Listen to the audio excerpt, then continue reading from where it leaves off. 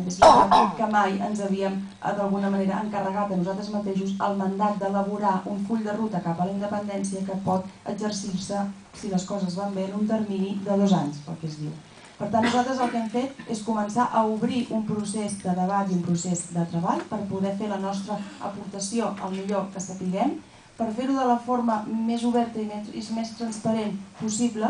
i que segurament jo ara puc apuntar algunes idees de cap on portarem aquest marc de debat per traçar des de la nostra humil posició una proposta de full de ruta,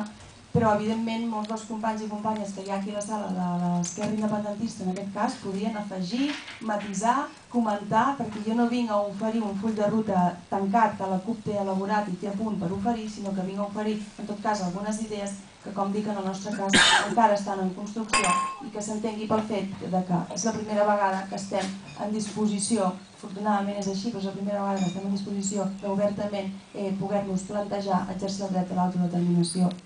d'una forma efectiva.